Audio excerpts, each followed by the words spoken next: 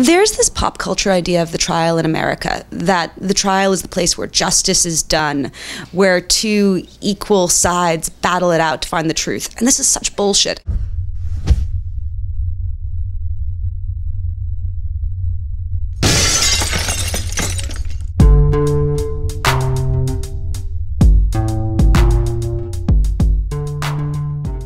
Jeff Durkin, We Are Change Connecticut out here in New York City, and we caught up with the amazing artist and activist, also journalist and writer, Molly Crabapple. Molly, thanks for the interview. And first, about how you got involved with art and kind of influencing, how that influenced you, and then kind of just building towards covering court cases and a lot of different stuff like that. So I've been drawing since I was 4 years old. I honestly think art is all I'm good for. Art is like doing drugs or picking scabs for me. It's a compulsion. But I never thought that I could do work that was political. I always felt like political art was this preachy lie. And then Occupy happened, and I felt like it was this moment where I had to publicly take sides. So I started doing work about what I saw. I started drawing the protesters.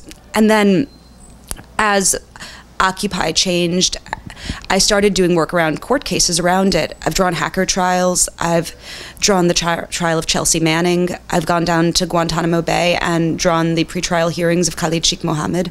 I recently drew the trial of Cecily McMillan.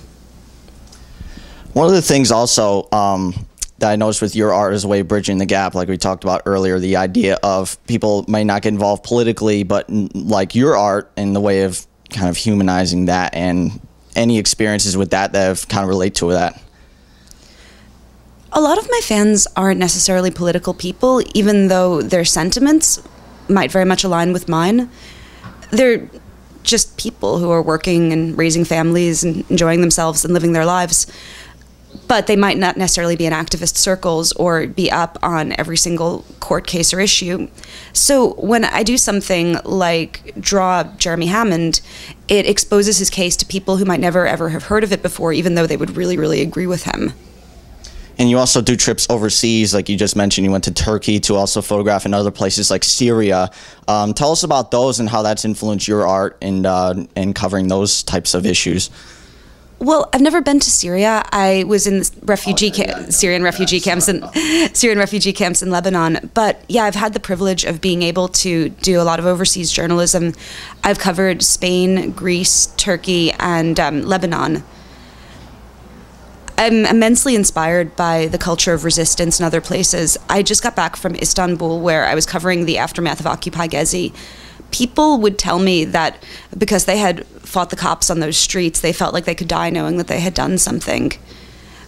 I am immensely lucky and inspired to speak to dedicated international activists, and I also count myself very lucky to have experiences like being able to visit refugee camps and have people tell me their stories. It's a privilege, and I'm honored that they do it. And also going back to just court cases a little bit, you mentioned Cecily McMillan's trial that we've actually both been covering as well, and other cases like Jeremy Hammond and Manning, that your piece in Vice, which is Theater of Justice, tell people about that and kind of how that influenced your experiences covering these court cases.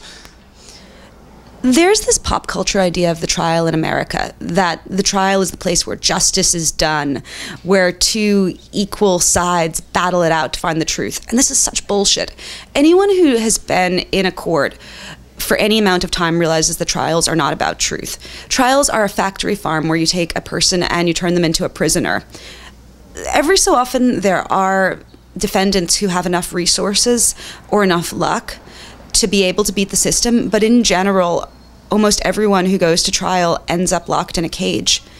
So I wrote this piece to talk about that, about the theatrics of trial, both pop culture trials and real trials, and how these theatrics hide the reality of mass incarceration.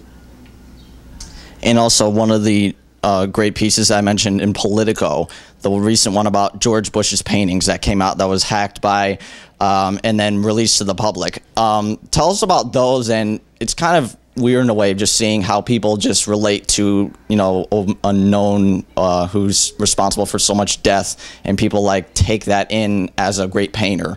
Tell us about how that influenced the way you saw those paintings and how that you wrote that piece. One of our most American characteristics is the way that we wipe ourselves clean of sin. It's like every 4 years, America renews itself. We're like born-again virgins. We're like, oh, don't look at that terrible thing. Don't look at that country we destroyed. Don't look at that million people we killed. You know, we're new. We're fresh. You see it in Guantanamo. You see it in presidential elections. You see it in our lack of knowledge of our own history. And you see it in George Bush. Bush may have destroyed a country, stolen an election, gutted civil liberties, made a series of offshore prisons where people are tortured. But he's a new guy now. He can be a painter. George Bush can do anything. And it kind of relates to how, you know, even now Obama continues the same exact policies and people seem to just kind of ignore that and just forget about that. And one of the things I noticed about your Guantanamo coverage, which I was really fascinated about, the drawings. And tell us about that censorship that you mentioned before, how journalists that from your experiences covering Guantanamo. Guantanamo is one of the most highly censored environments in the world to work. When you go there, you work out of a press room where there is literally a military member reading your Twitter feed moments after you post it and laughing at what you post. All your calls are monitored. Your camera is flipped through. When I sketched in a courtroom, all of my pages were stickered. It is so censored that if you were a photographer going there, you would basically have to just take kind of pictures of the floor or in between two lengths of pole. So my drawings had an advantage in that they could draw the censorship. One of the sort of like my, I hate saying iconic, but one of like, I think the things that really stuck out to people about my Guantanamo work was that I drew all the guards with smiley faces. And the reason was that I wasn't allowed to draw their face. And instead of giving them a blank face or turning them around or doing anything like that, I wanted to be like, no, you're censoring me. I'm going to show that you're censoring me right here. And I also thought what you said about Obama is really interesting. There's this very snobbish, liberal way that people were about Bush voters, where they were like, oh, they're only voting for this guy because they want to have a beer with him. But liberal voters are no different with Obama. There's a lot of, oh, he's this educated, elegant, well-read man who I might really enjoy hanging out with. So let's just ignore that drone stuff. Yeah, it just shows how it's just continuing with the left-right paradigm and just shows how they're basically the same. And one of the things also, the new book coming out by Matt Taibbi, which is the drawing that you on the cover, which is really amazing. I really appreciate that. They're called The Divide for anybody who hasn't known that. Tell us about that and how that influenced in drawing that and collaborating with him. Matt's been one of my favorite journalists for over 10 years. I love his stuff at The Exile. I love his stuff at the New York Press. I love how irreverent and anarchic and take no prisoners he is. I love how he never lost his sense of outrage and hid that under this idea of savviness like a lot of journalists have. So it was an honor to work with him. I did the cover for his new book and 12 interior illustrations. The cover is this sort of mechanical TikTok lady of justice who's crunching up humans in her gears. But the piece that meant the most to me in the book was a drawing I did when I went out to Rikers Island. So you take the bus out to Rikers, and it's all these women, I would say 95% women of color, and they're dressed really nice, they have their kids, and they're just going to see like the guys that they love in jail. And then they're going to this grim, barbed wire surrounded place. They're going through these demeaning searches. They're having these very monitored contacts. But they're still making such this effort to, you know, like look nice and show support for the people that they love who are locked in cages. I wasn't allowed to actually get into the visitor center because they wouldn't let me have a pencil there. So instead I just stood outside next to the barbed wire fence and I drew all of the women lining up to go in. And also something else coming up also that I've been noticing, Memoir that's coming out. Tell us about that and kind of the process in that, if you don't want to give away too much, but just on what you've been working on so far. Because, and kind of relate to the next question here, maybe I'll just say that, yeah, so just talk about the memoir first. And oh God, it's so hard. I have to get better at doing this. I feel really embarrassed. So I'm writing a memoir for HarperCollins. It's called Drawing Blood. It's a memoir both of like my burlesque dancing, you know, fire eating, naked modeling years, and then also about Occupy and Guantanamo and journalism. It's really hard to write about yourself in that way. It is quite like drawing blood in a lot of ways, and I hope it's good. That's my pitch. I'll get a better one as I actually get into book marketing times, but I hope it's good. And just related to that, just one more, wrap it up here. Tell us about the one, out of all the stories you've covered, we gone through just a small smattering of them. What sticks out to you in the most, whether it's going overseas or covering cases here or just anything? What kind of sticks out for you as one of the most interesting experiences that you've done so far? Going to Guantanamo Bay. Going to Guantanamo Bay was actually traumatic because the thing about it is it's something that as an American you're utterly complicit in.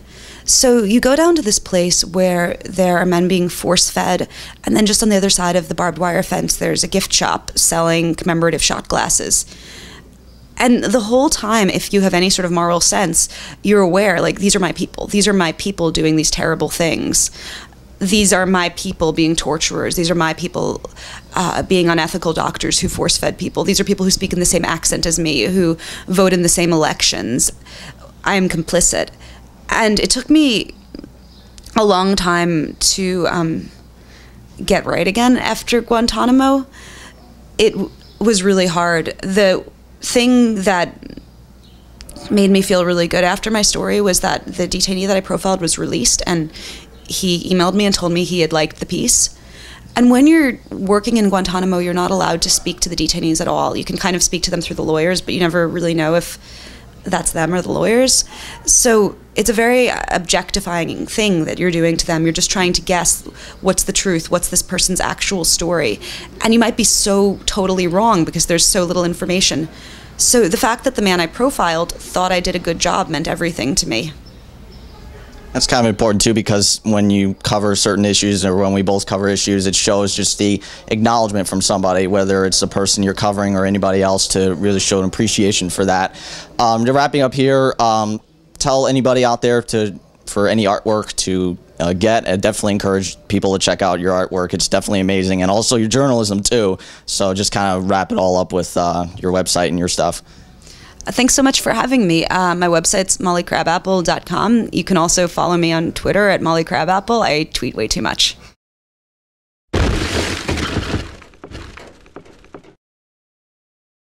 I would say is to just hang in there, because journalism is changing, but it's changing for the better, and it's a revolutionary time for journalists, because you can just pick up a smartphone or a small camera and head out and change the world. Because without grassroots media, without citizen journalism, we will not be able to take back the media. We have to make the corporate media irrelevant and take things in our own hands, and I applaud your guys' efforts, and I applaud everyone who's doing similar things, because this is really the revolution right here.